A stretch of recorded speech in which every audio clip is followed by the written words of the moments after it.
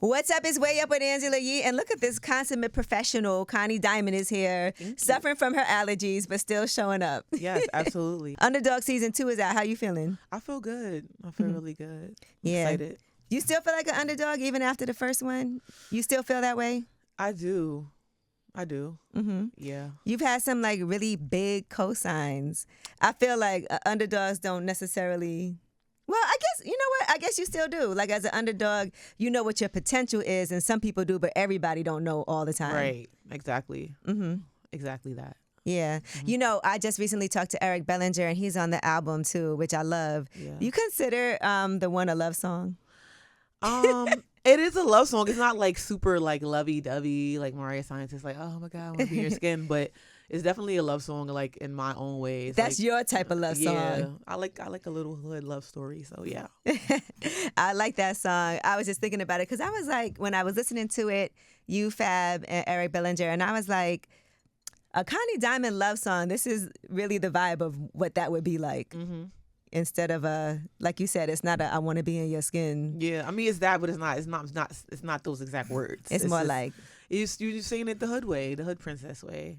You know? So. Now, being signed, you're still signed to Def Jam, right? Yes. Okay. So I know I saw previously you did an interview. It was like for the 50th anniversary of hip hop, and you were just talking about how the real work really starts when you sign to a label. Absolutely. So what has been the difference from you, you know, when you first were putting out your mixtapes and then signing to a major label?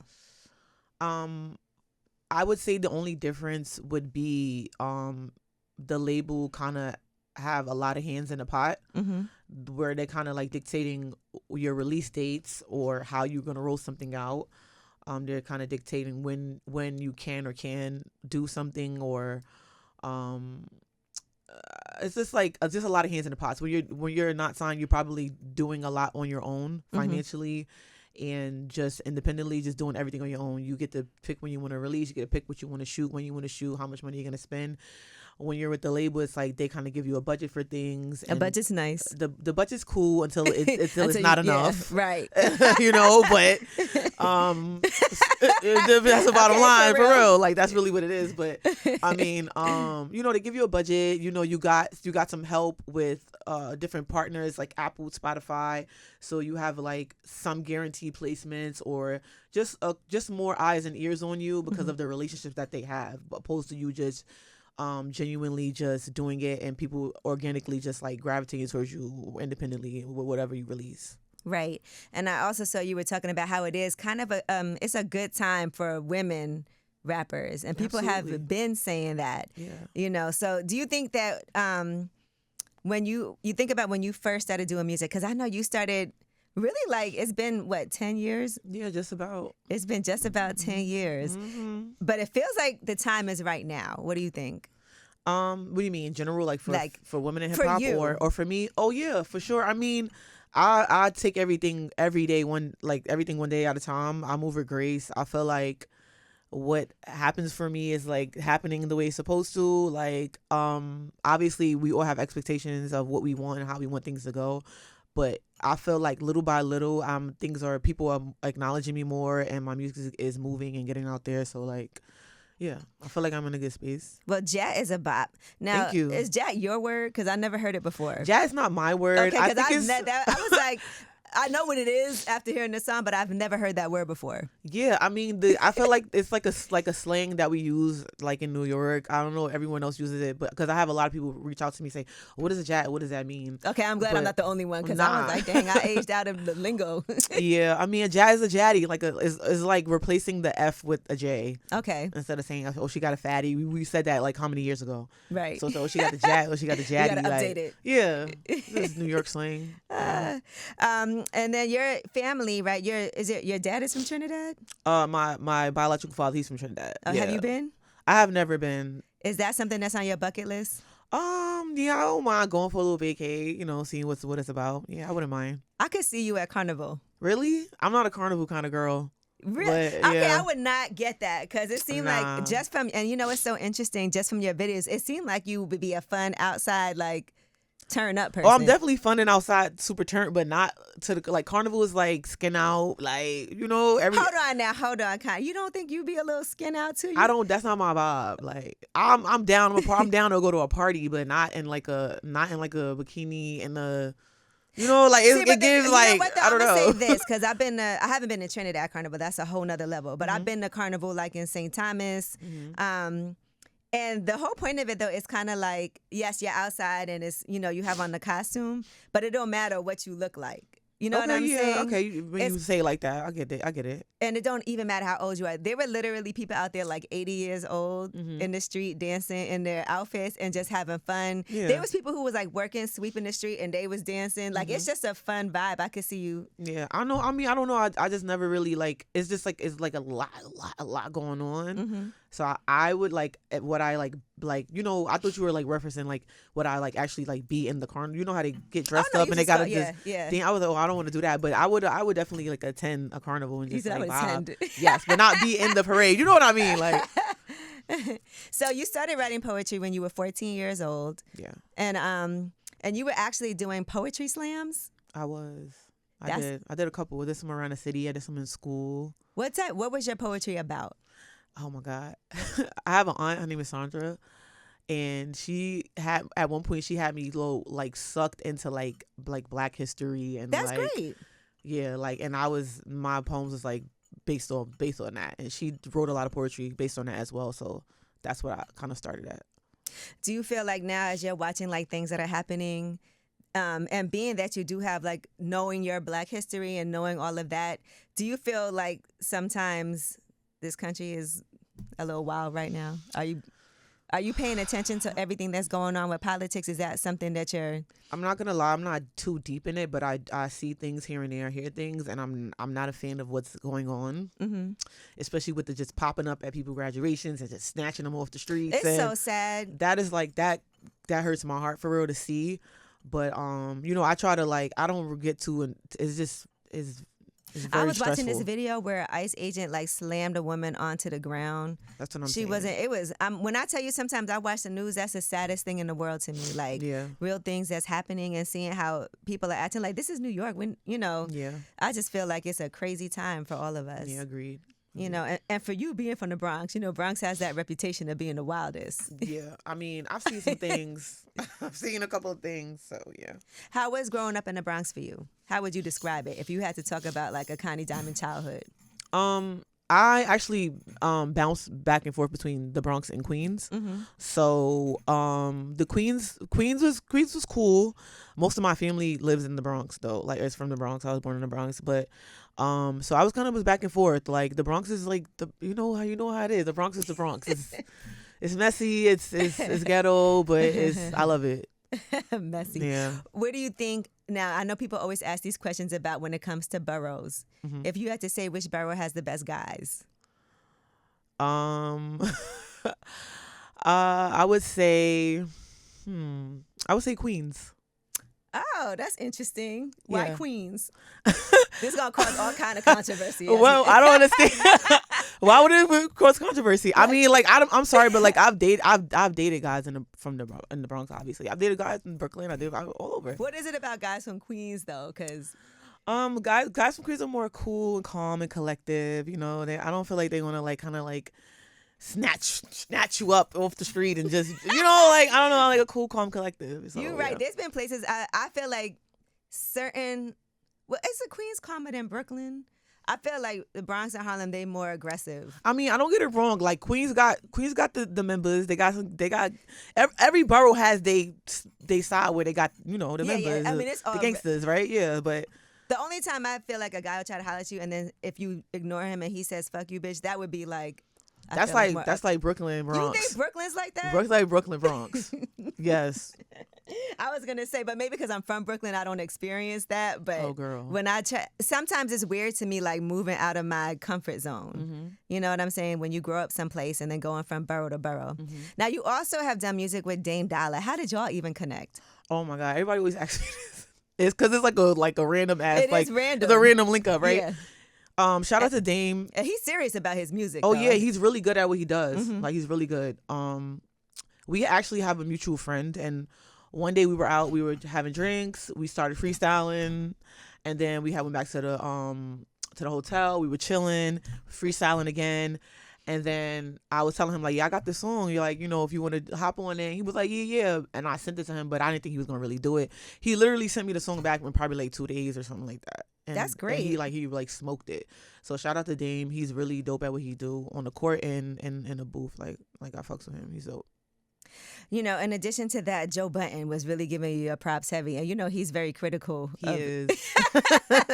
So you had to throw him on here. I love Joe, man. He's so, you know, we from the city. It's like, Joe is Joe. Like, he's so cool.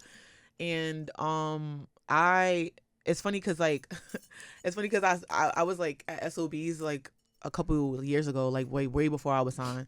And I was with my homegirl, and we seen him. We was trying to get a picture with him, and he was just like, "No, I'm not taking no pictures." Dang, and I was like, I can't wait to see him because I can go on his show and tell him, like, you didn't want to take a picture with me, and you love me now, like. But yeah, it was dope. I thought that was like super dope to intro him on the record because he already shouted out the song. He likes the song, and I just wanted to do something creative. Like I'm really in love with the 90s, 2000s, and I think that we're in an era now where people they don't use skits anymore. They're not doing the fun cursing out skits in the beginning of the records, and I thought that would be cool to just bring a little nostalgic feel back to like how projects used to sound back in the days with skits and stuff. So yeah. What do you think is different now, like as far as being signed to Def Jam, right, and having their input? What are some things that they told you that they felt like you should do? Because sometimes we have our own idea of the type of artist that we are, and then the label comes in and they're like, you should try this, you should try that. What are some things? And I want to know what did you agree with and what did you disagree with? Well, to be transparent, like, they don't really tell me what to do. I kind of tell them what I want to do. And I'm kind of a hard person to tell what to do, only because, like, I typically, like, always know what I want to do already. So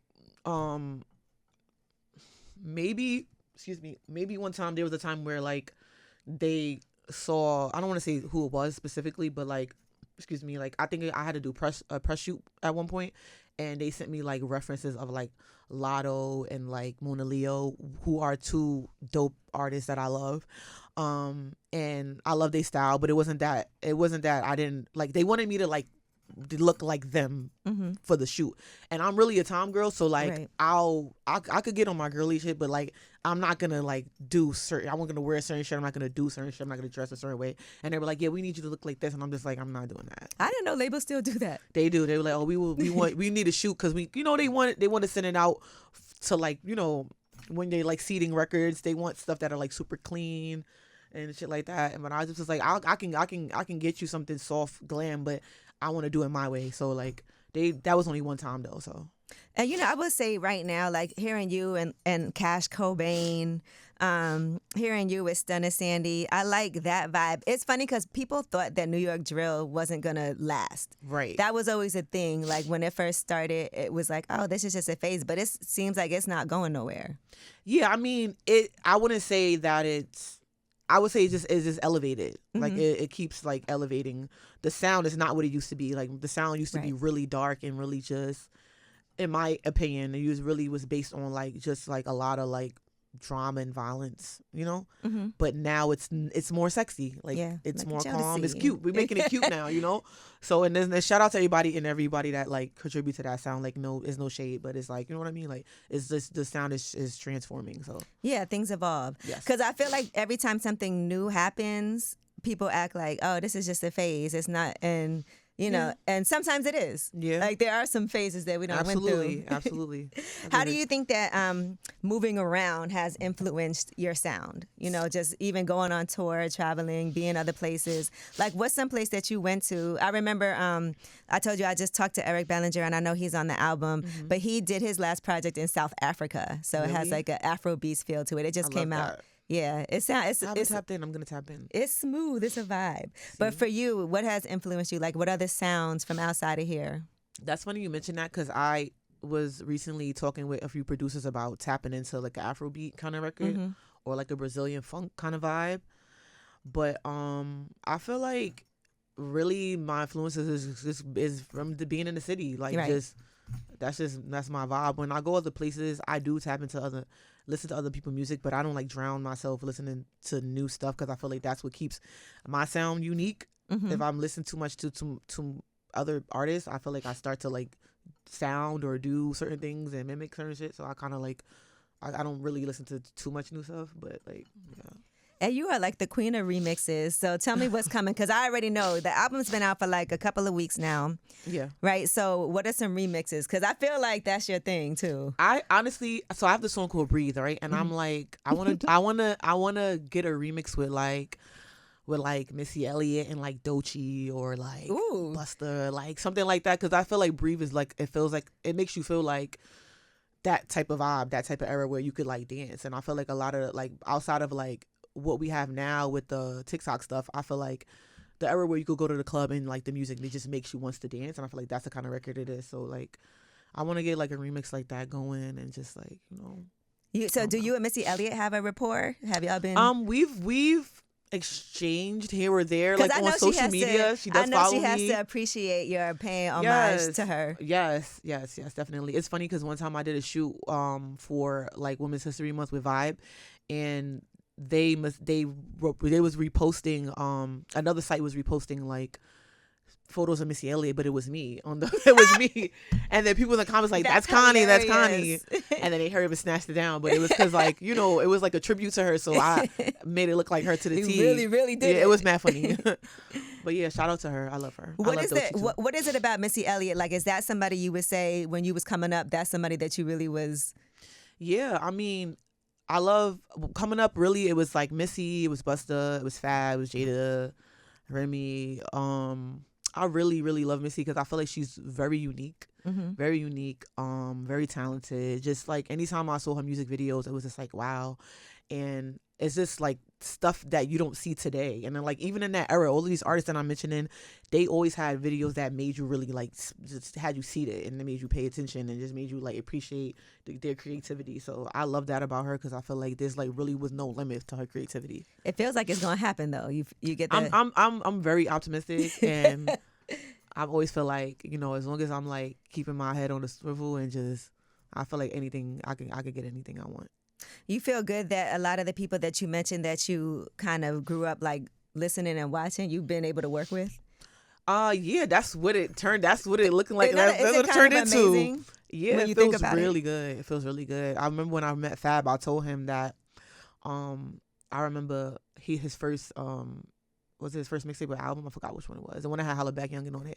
I remember my dad bought me that CD, and I would love the song. He surprised me with the CD one day. You know, in Best Buy, you got to go like, I was like, oh my God, I was so happy. So yeah, I was telling him about that. It's crazy how times have changed when we used to go buy CDs. Yes. And we used to go buy the CD the day it came out. Now we don't even got to get out the bed. It's literally on the phone. Yep. And we got to stream it. Absolutely. I love that. And then you and Remy, obviously, the two of you are like Thelma and Louise. Yes. That's like your that's my dog, man. Yeah. That's the sis. She's a total sweetheart. And outside of Fab and Jim and everyone and Busta that has like given me like advice and a shoulder to lean on, she has been very, very, very, very, very supportive and everything. You know, some people collab and then they collab and they do the work and they kind of like they just disappear.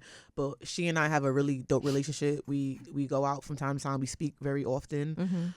She's very supportive. She's a total sweetheart. Like I fuck with Remy.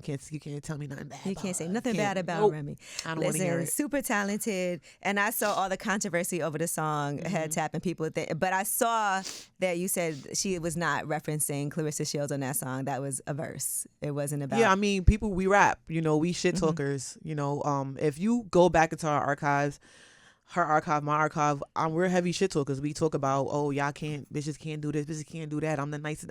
That's how that's New York in us anyway. Like, that's how we are. So it's like, you know, I don't have anything really else to say about that. What are you thinking when you're watching everything that's going on right now? It's a crazy time. Like, I'm looking at everybody beefing with each other.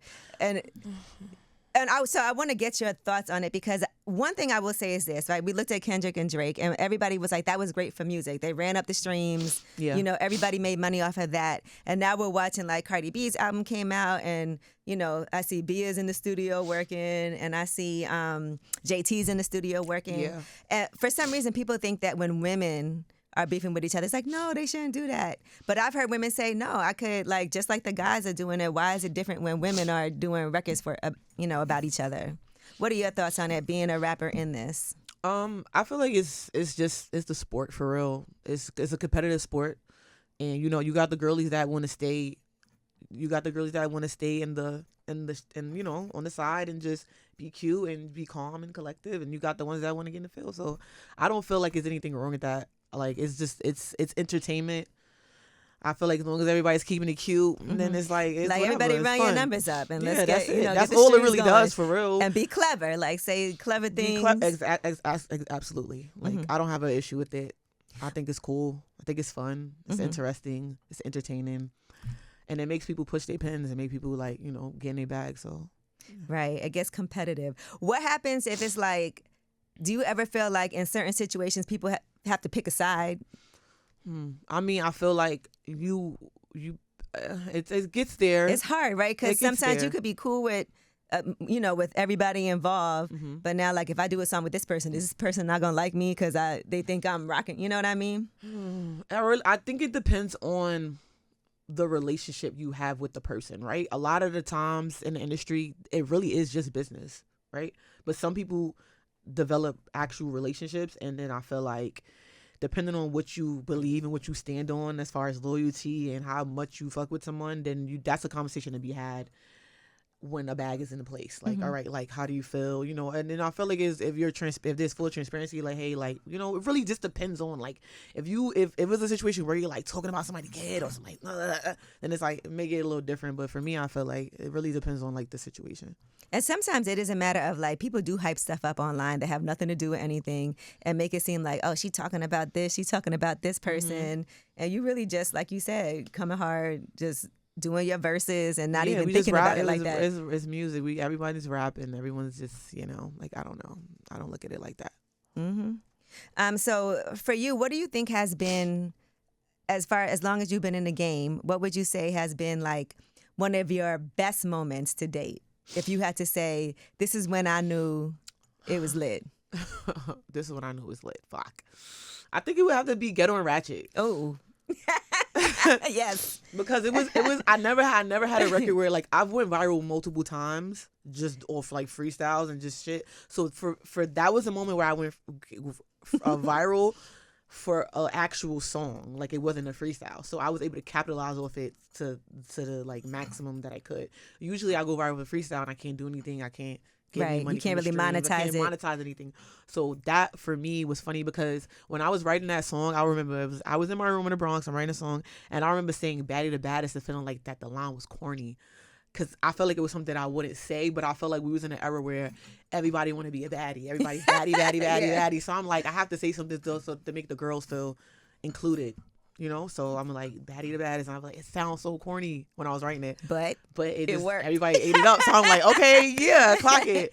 Yeah. And another moment was like when, like, usually, like, people reach out for features or for remixes, but people were reaching out to me to hop on a song, and I have so many remixes that didn't even put out yet because I had so many. It was like a lot. People wanted to hop on a record, so that was like a dope moment for me. And what about tour? Are you gonna do that on coming up? I would love to. I really would love to. I don't know like what the universe has in store for me in the future, but I would love to do like a tour. That would be I think you need to be outside. Like, yeah, I'm just keeping it real because the music is fun. That's gonna be dope. Like, to be doing even like club dates on tour, even after the show, and then go to club. I think that'll be. I'm just envisioning like Connie Diamond's next move because people like your personality. They love your music. Thank you. And appreciate that. Yeah. All right. Well, I appreciate you for coming up here today. Underdog season 2 is out right now, so make sure y'all run that up, please. Obviously we know the song J.A.T. That's a hit right now. I'm gonna tell you what other songs. I'm gonna tell you what one of my favorite songs on here was. Well, I already told you that when we first started this. You and Fab and Eric Bellinger, because I'm a little romantic girl at heart. Yeah. But I like a little ratchet romance too. So absolutely. Thank you. So you guys run Thanks it up. for having me. All right, it's way up.